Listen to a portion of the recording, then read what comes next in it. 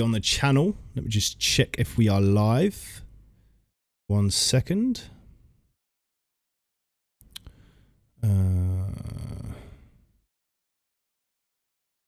Yes, we are live. On the channel. Yes, we are live. So, not many of you are in at the minute, but I thought I would go live quite late here in the UK. It's very cold outside. I've had my coffee. I'm ready. I'm ready to show you. So, recently on my Instagram, I did a mini series of this tattoo, this kind of like section of this tattoo I did, and I used a lot of my new techniques. What's going on, people? Welcome, welcome, welcome. Please smash that like button. Please subscribe if you're new. If you stumble across this video, smash that bell icon. I'll be doing a lot more of these on this channel because it's way more informative to break down recordings that I've done, and yeah, I'm going to be doing a lot of these. I really enjoy doing these. So what's going on, Dave G, Dex Apollonio? Thank you very much, bro. So yeah, so like I was saying, I did this mini series on my Instagram and it blew up. Had like 1 million views. So I thought I'd do it on here in a full length video for you guys. I don't think the connection's very good. Can you hear me? Is the connection good? Are we good to go? Portugal, Cristiano Ronaldo. Ooh, Sue. Yeah, so here we go. We're just gonna go into it. So we're just gonna go straight into this video. Let's not mess around. And you'll see. Just rewind this really quickly. I'll try and stop the video and explain some things. And why I'm doing this. What's going on, JB? Gingerbread tattoo. Cool. It's just got a big red square in the bottom. So yeah, let's go into this. I can't really turn it up too much because it's copyright. But yeah, so this technique here, I'm going along this eye, the bottom of the eye, and I'm just showing you because I've already done it. I'm just showing you this technique again, where I just bounce. Instead of using a liner, I like to use this technique that I got off of the David Vega podcast. You can watch that podcast on this channel under the incredible podcast section, subsection. So I just, where my mouse is, I'll just run the tattoo needle like this and I'll just bounce it like this, very, very, very subtly. I kind of did it here, but I'll do it again in a minute. You'll see. Oh, wait, hold on. Let's just go back a bit more. Here we go.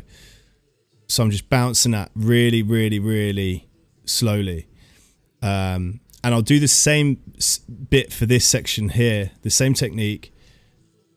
I'm just kind of whipping it out from the bottom. But this is where I'm going between these lines and I'm just moving keeping the needle in the skin and moving it very, very slowly. Not going too deep at all. Literally, I'm just feeling the skin vibrate through my machine and I'm just going in with that and I'm just doing this between these lines. I'm hanging the needle out, not too far where you're going to get ink flow problems. You're going to run into ink flow problems if you hang it out too far. If you don't hang the needle out enough, you'll just see pooling of ink and you won't be able to see where you're going. That combined with, so if you hang your needle out far enough and combined with a really thin layer of tattoo ointment, I use Inkies, or I will use something like Hustle Butter, literally just a really thin layer. It will bead the ink even more so you can see where you're going even more. And that's golden. That's a golden tip in itself. And that's what I'm doing here. Now I'm going to go into the corner of the eye. You can see the mag lines starting to form because I'm moving my needle really slowly. That's another thing. I'm using the Bishop one shader on this, and I'm running it at 9 volts, and I'm using the needle I'm using is a 7 curve Magnum 0.30. What's going on, people? And I'm just turning the needle so it's not going over these lines. I'm just going over this a few times, and because I'm using a long taper needle, the difference between long taper and medium taper in terms of passes is, with a long taper it's much less traumatic to the skin.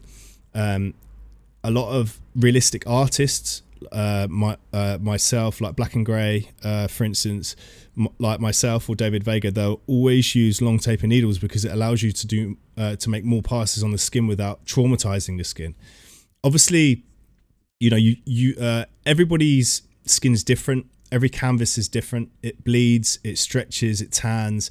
You know, we are constantly working with a different canvas every single time we tattoo. So the first 5-10 minutes of your tattoo will determine whether or not you need to lower your voltage or spend less time in the skin to get the result you want. Let's just carry on here.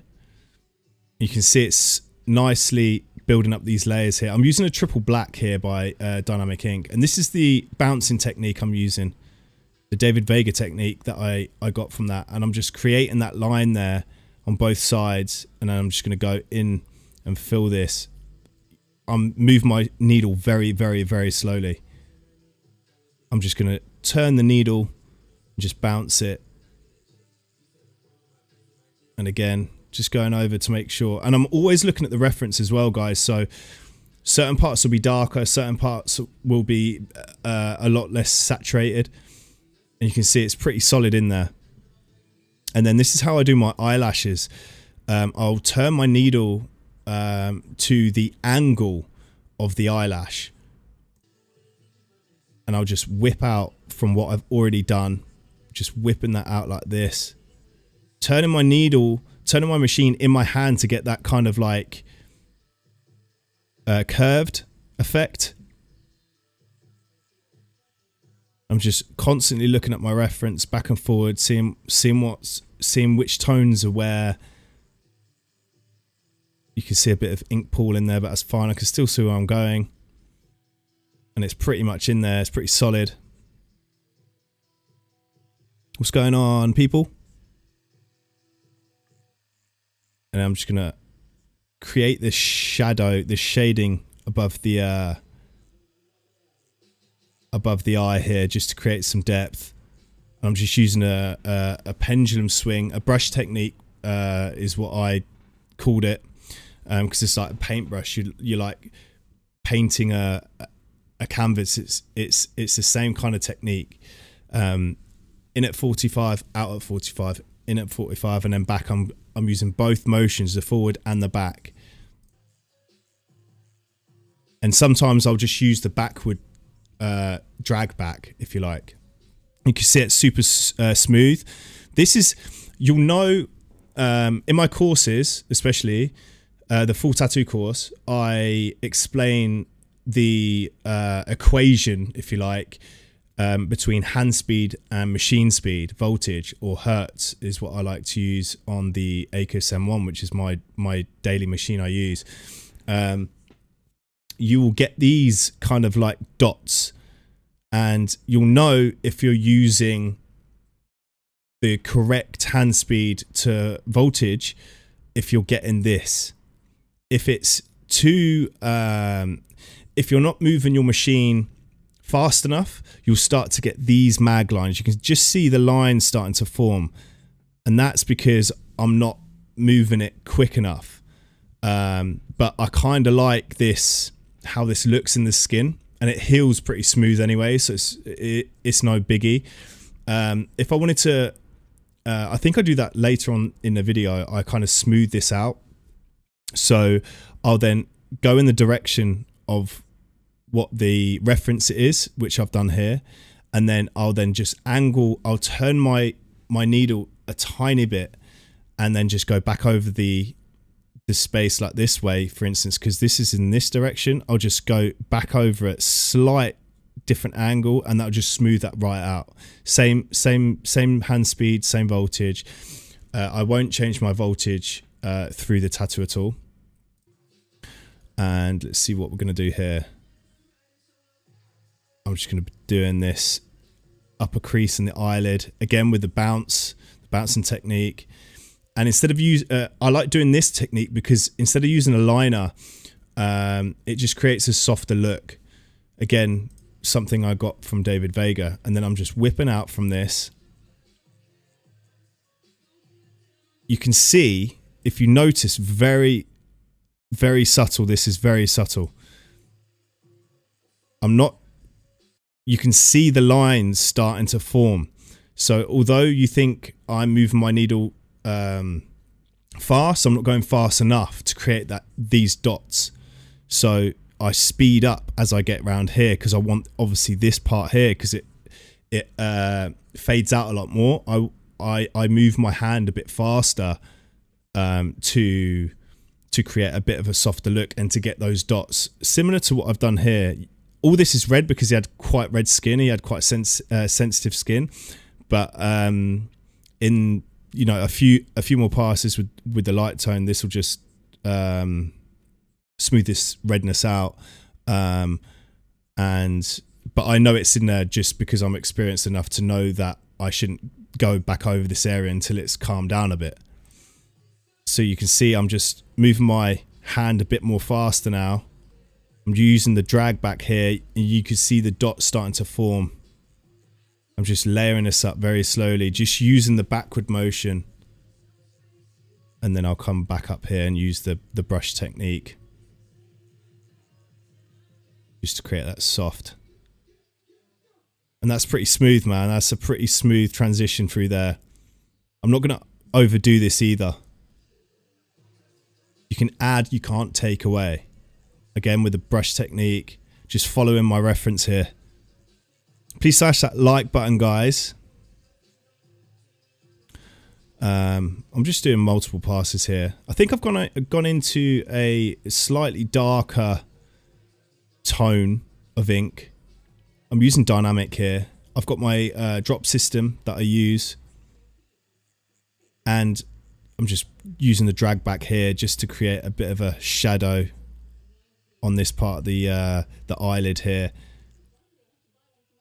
just to create some depth.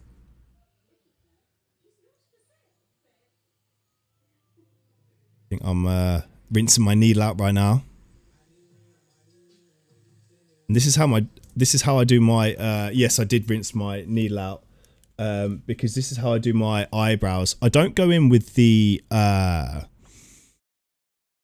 darkest tone on my eyebrows. I like to use the 3/4 full cup or the 12 drop cup, depending on the reference.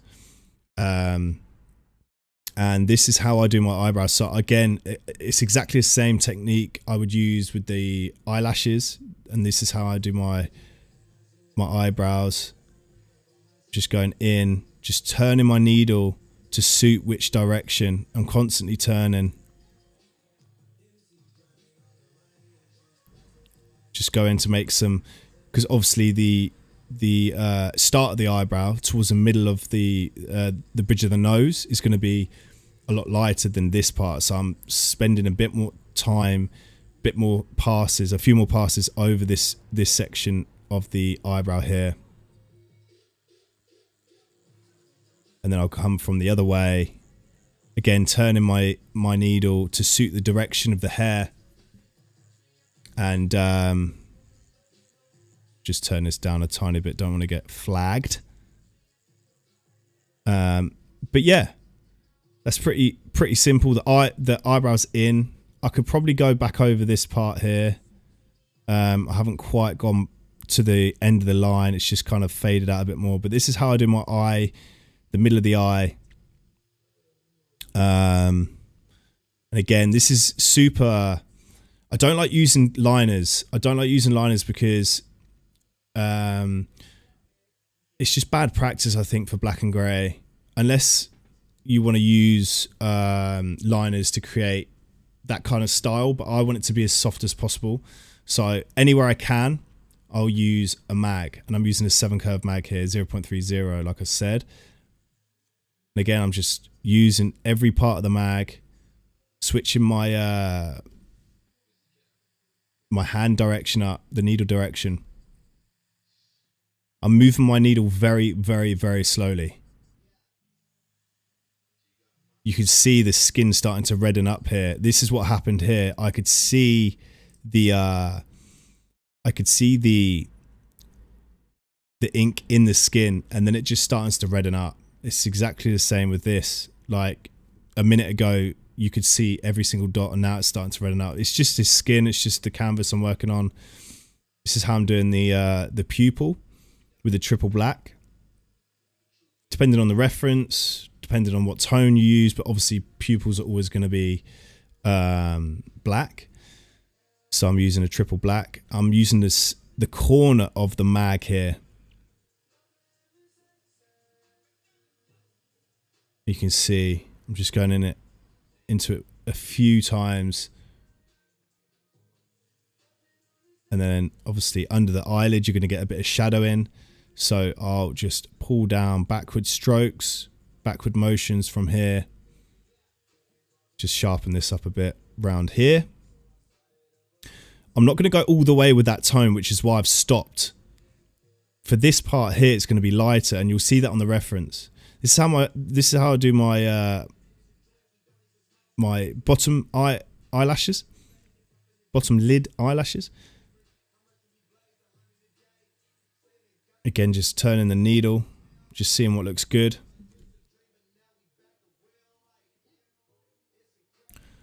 And yeah, we're getting quite close to this end now. So again, look, I've just rinsed my needle out. I'm going back in with this shadow here with a lighter tone to create that contrast, to create that depth. You can see that's starting to form now. I'm stretching the I'm stretching the skin quite a lot here. And again, with a lighter tone, there's always a shadow underneath the bottom eyelid. And I'm just creating that here with the brush, just literally brushing the skin. I'm just going back in, seeing what needs to be done, what doesn't need to be done, what I've done, what I need to do, more layers, darker tones. Because another thing as well, once you've gone over the area you're doing in like a I don't know, whatever tone you've put in, if it's not quite the tone you want, you can go back into it, and it's a lot easier for the skin to take the ink because it's already open. With the first or second pass you've done, you've probably got around 4, 5, 6 passes, depending on how gentle you are on the skin with a long taper. And how well the skin holds up. So yeah, I'm just going back into everything now, just making sure it's all good. Again, I'm just going in with a lighter tone here just to make sure this isn't too... I need to just set that part of the eye back into the tattoo. Just making sure it's all fully saturated. Let me just have a look at your...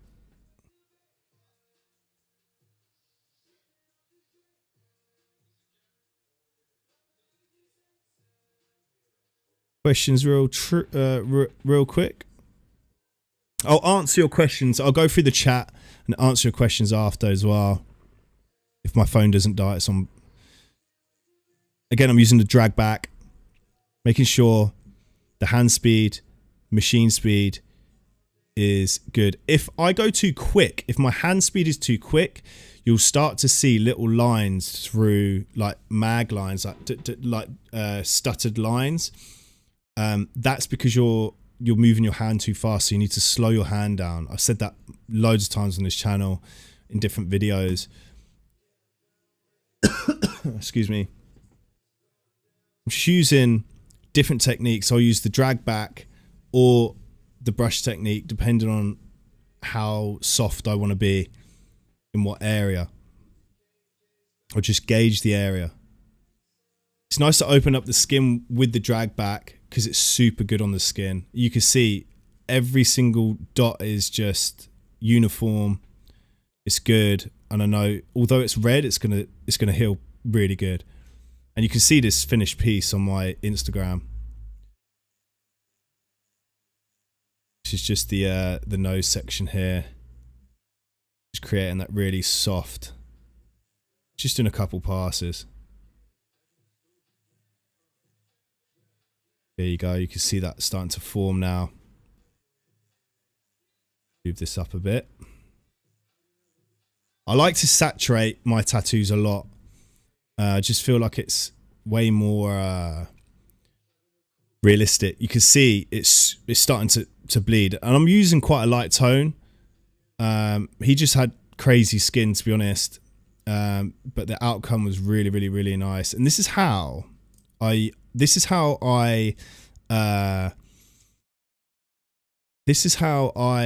saturate quite large areas. Well, this isn't large, but I'll rewind the video back a bit.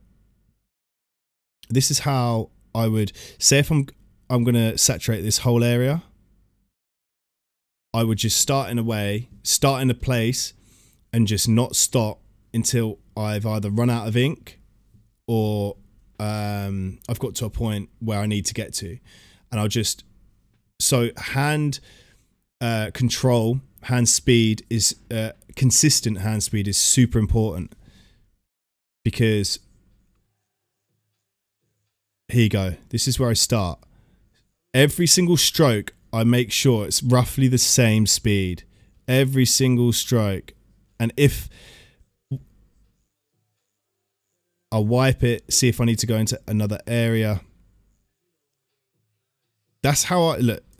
You can see how consistent that is. Obviously, there's like parts sometimes where I would need to go back into a specific place. So maybe, I don't know, this is pretty consistent to be fair, but I would just like really gently go back into a section of this. But equally, this is how I do like my big cheek areas. Now I'm using a 7 curve mag because this is quite a tight area. The bigger the needle you go up in, so I don't really like going over a 15 curve mag bug pin, which is still quite small for large areas. But that's the largest needle grouping I would use, is a 15 curve mag. And you'll notice you'll have to switch your hand speed up in order to get rid of those juddery mag lines. If you want a really smooth outcome, you'll need to slow your hand speed down in most cases. But with a smaller needle, you can get away with going a bit faster with your hand speed. Yeah, I'm just going back into certain parts just to smooth it out like I did. Just again with a backward stroke, just layering that up super, super, super fine. I'm literally just touching the skin here.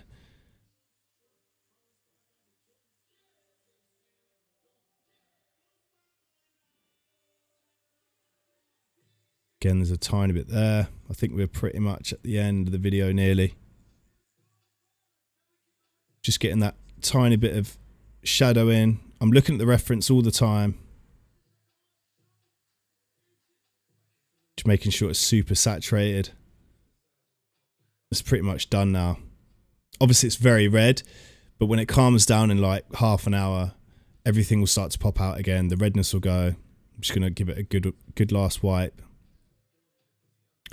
And that is pretty much how I do my eyes with a mag. There you go. You can see that now.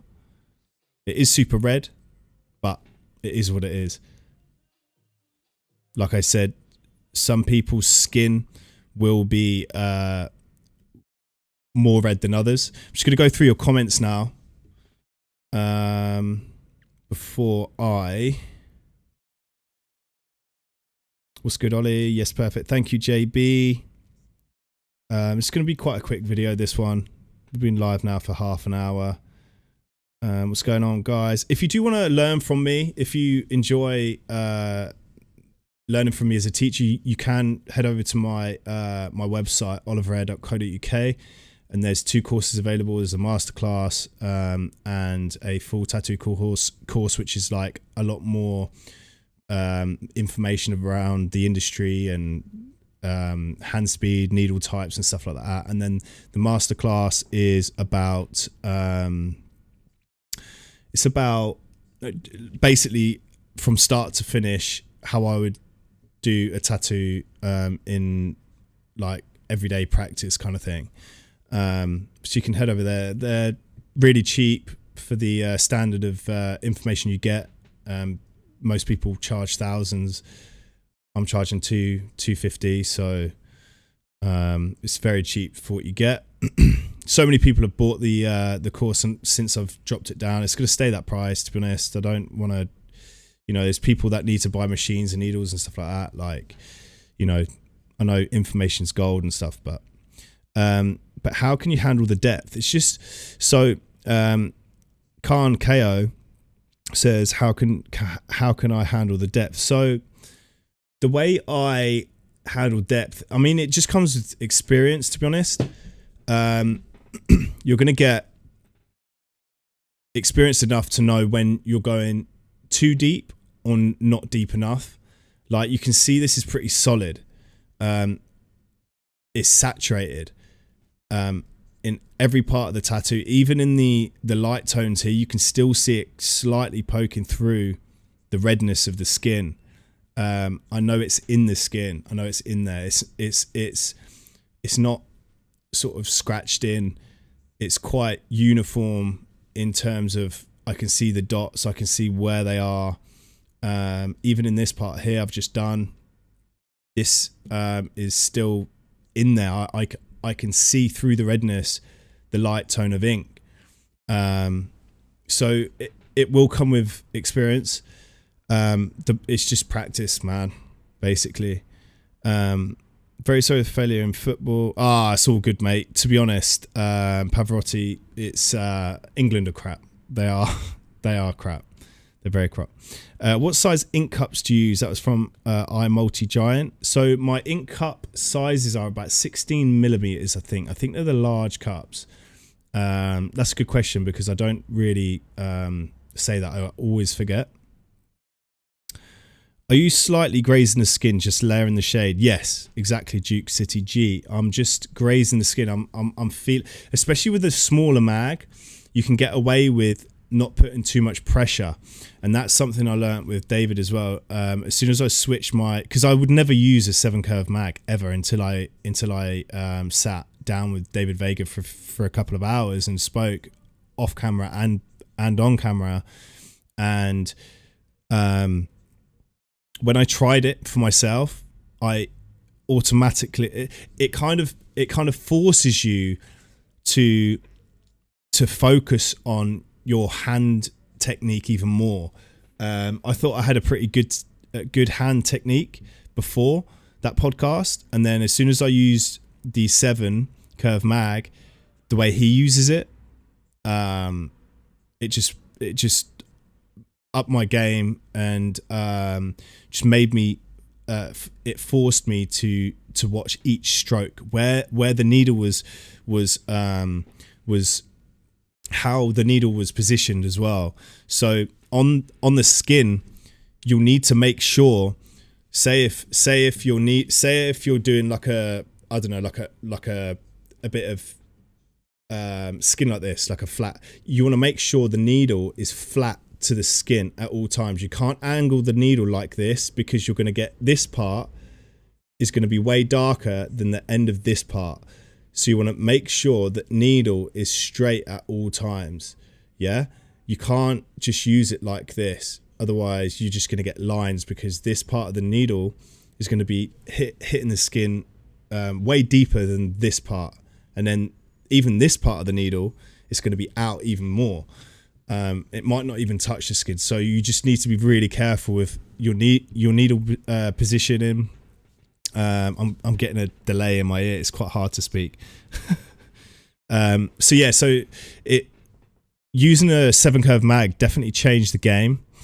And I noticed that my ink was going into the skin a bit better. It was going in a lot easier. It was also Thomas Carlihalier uses the 7 curve mag as well, and now I know why. All these great tattooists are using this type of needle configuration, and I know why now, because when I tried it, it's just way easier to way easier to get the ink in the skin in less passes. Chris Com says, if I make that trip across the pond, I'm booking a session. Yeah, man, do it. I've got a couple of people coming over from Canada next month, so that's really cool. Joseph Beltran, thank you very much, mate. Duke City G says stippling. Yeah, it's 9 volts in this video. Thank you for this, Christopher Durazio. No worries, mate. This video will be available to watch again.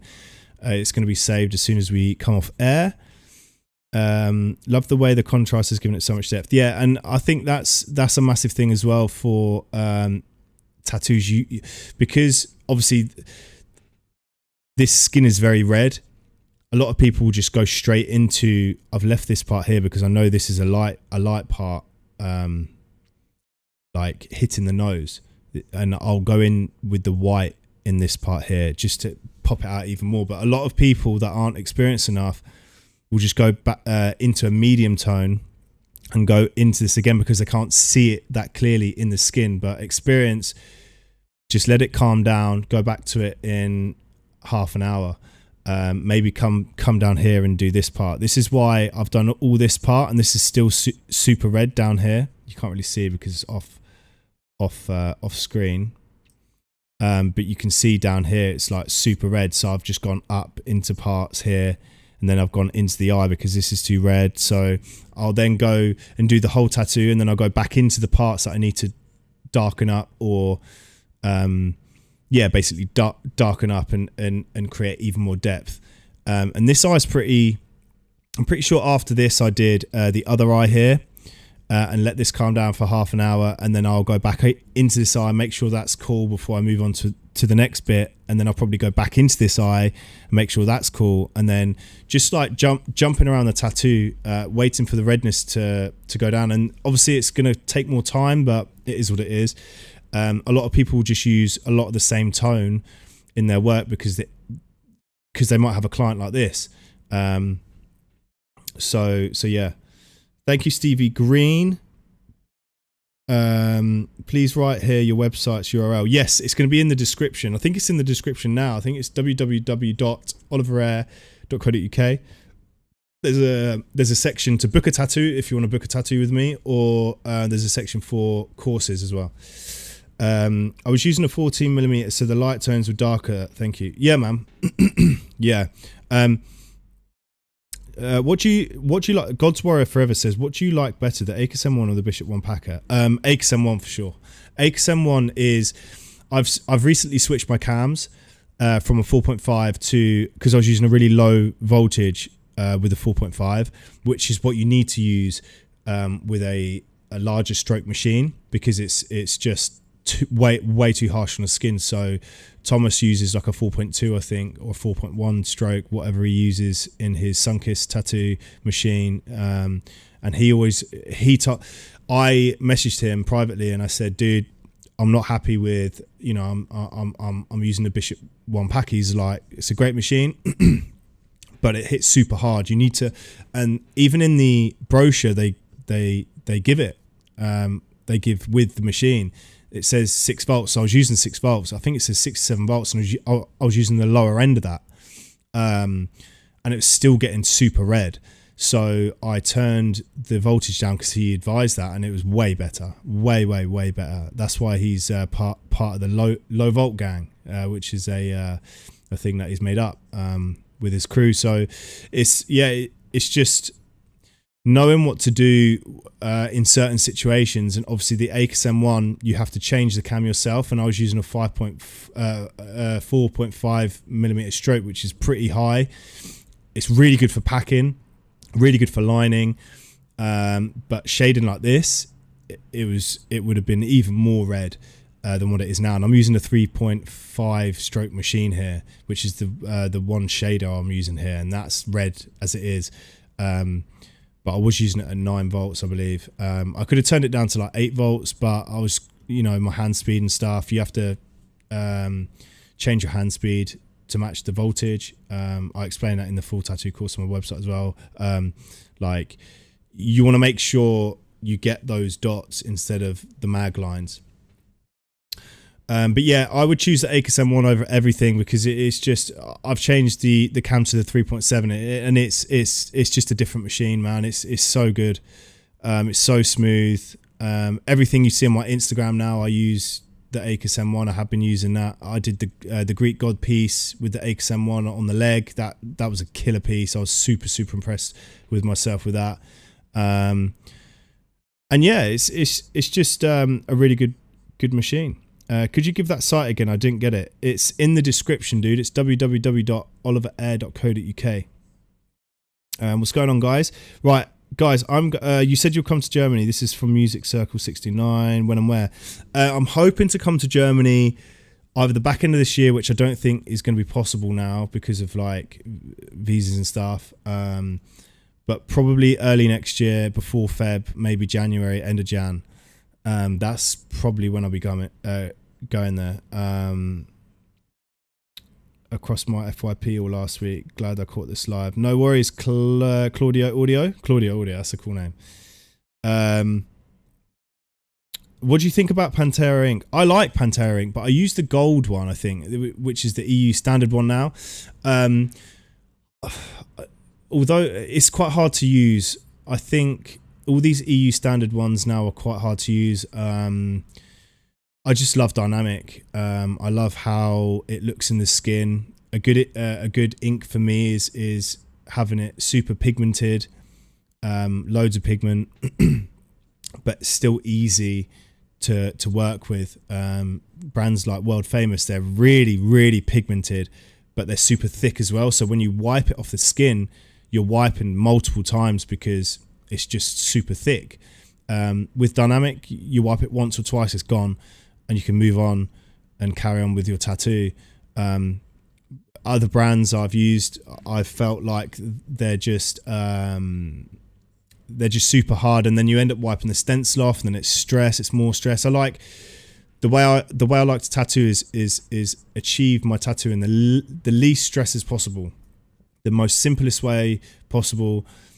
Stenciling, you doing the stencil phase, doing the working with inks, working with needles, and I've just taken bits and pieces from different artists around the world that I've worked with, really good artists, and I've just combined all those techniques into my work, and this is how I can progress in my own work, and this is what I'm showing you now.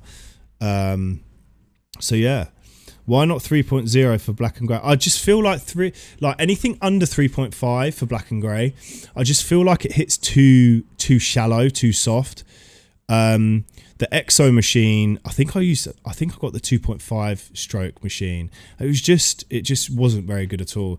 You find yourself doing more passes because the stroke of the machine isn't long enough, which, if you're going to do more passes, that means you're going to be traumatizing the skin more. So it's just not very good. I like to get my ink into the skin within 2-3 passes max. So yeah, should be super smooth. Thank you, Ripper, for that comment. I really want to try Thomas's Noir Ink Grey Wash set. I think I've got it actually. It's basically just opaque greys. It's nothing like grey wash. It's opaque greys, so you're working with colour. So I can't remember if I've used it yet or not, or if it's still in the pack. But anything, I don't really like using colour because it's very pigmented. You're constantly wiping it off the skin and it's smudging all over the skin. Again, it's really hard to use, which is why I like black and grey. I think if I was to practice with it, I think I would get on with it, but I like the look of black and grey. I don't really like colour tattoos. I don't really like, you know, the Steve O'Tat, for instance, you know, his work's incredible. Thomas's work's incredible. You know, there's artists that really like that style of work. It's just not for me. I'm more of a black and grey, old school kind of guy, like West Coast kind of style. I just find that just heals nice. It's yeah, I mean, you're gonna have to saturate the skin a lot more with opaque greys as well to get the desired look you want. And again, that's it's more pain for the client. It's takes way longer. You know, but it does look super fucking cool. So yeah. Does it feel more like painting? Yeah, I think it does. And because you've got like a set there that you're using, I think it's probably easier to use because you can kind of tie each tone of opaque grey to each tone on the reference, so it's kind of easier to blend and stuff. You can go back into it, but you have to be careful with using, like, obviously the lightest opaque grey in the set. If you use then to go back into the like a dark area and put black in, you have to be super careful when you're wiping that black over the already put in light tone, because it's gonna muddy it up. So you have to work in a particular way where you have to do all the darks first, then the mediums, then the lights. That's just what you have to do. Otherwise you're going to muddy everything up and it's not going to look good. It's just a lot of ag for me to get that look, but people do it superbly, like Thomas and Steve-O. So yeah, guys, thank you very much for watching this. We've been live now for 41 minutes. I thought it was going to be quicker than that, but please smash that like button. Please subscribe. There's only 34 likes on this video at the minute. You can rewatch it. Link in the video description below if you want to check out the courses on the website. If not, carry on watching the YouTube. It's all free content on here. Yeah, subscribe if you're new. Please like this video because it will allow me to know that you want to see more of this type of stuff, and I'll probably do this every couple of days with different projects I've got going on up until Christmas. Now I'm chock-a-block. So yeah, let me know in the comment box as well what videos you want to see. Do you want to see animals? Do you want to see large area saturation videos? Do you want to see more of this type of stuff? Do you want to see stencil videos? Let me know, and I'll record it for you guys. I'm going to be way more active on this channel. I've just got a new studio, so I've put a lot of time into that, a lot of money and resources, and yeah, just time into that to get it up and running. Which is all good to go now. So yeah, I'm back on the channel. It's taken a couple of months, obviously, to be more active, but yeah, I'm here. I'm not going anywhere. I'm not going over to Instagram. I am doing a lot more Instagram lives as well, just to keep that going. So I'll be over here on Instagram. So make sure you follow me over there. And yeah, thank you very much for watching, guys, and I'll see you in the next one.